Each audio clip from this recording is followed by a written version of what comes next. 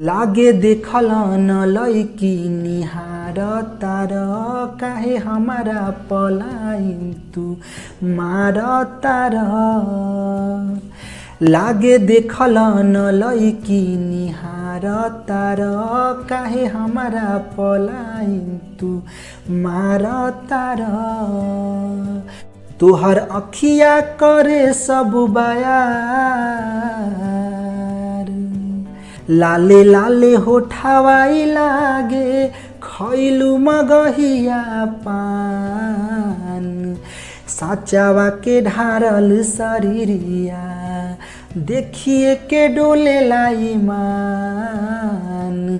साचावा के ढारल शरीरिया देखिए के डोले लाई मान। साचावा के ढारल शरीरिया हम जानते बानी का चले तोहरा दिल में। काहे पड़ल चाह तार तू मुश्किल में। मारेलू मुस्की करेलू सितम हो फिल्म हीरोइन से ना लागेलू कम हो। जनी अतना कर तू बखार फीका लागे तुहारा हो आगे गोरी आसमानवा के चांद। साचावा के ढारल शरीरिया देखिए के डोले लाई मान।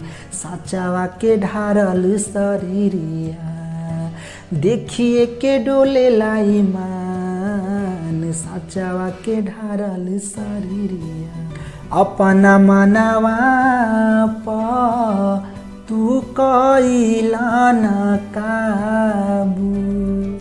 हाथे आई बुना हम हई सुना जादू। लागेला हमारा के हो गइल प्यार हो एक ही नजरिया में हो गइनी तुहार हो। बानी विवेक नहीं हम नकार अरे पूरा कद सुनाए करे जा दिलावा के तू अरमान।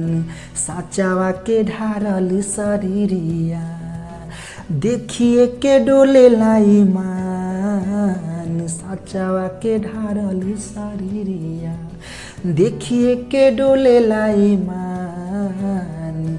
साचावा के ढारल शरीरिया लागे देखल न लैकी निहार तार काहे हमारा पलाइन तुमार तार। तोहर अखिया करे सब बखार लाले लाले होठावाई लागे जैसे मगहिया पान। साचावा के ढारल शरीरिया देखिए के डोले लाई मान। साचावा के ढारल शरीरिया। नमस्ते प्रणाम, हम विवेक सब के स्वागत करतानी अपना यूट्यूब चैनल में। गाना के हम दिल से गौनी हम रउआ सब कमेंट करी कैसन लागता, भाई के सपोर्ट करी, चैनल पे नया बानी भाई के चैनल के सब्सक्राइब भी करी, ढेर सारा प्यार और आशीर्वाद दी। नेक्स्ट टाइम कौन गाना के सुने के चाहतनी हमरा से कमेंट में लिखी, हम कुछ दिन बाद वो गाना के गा दे हम।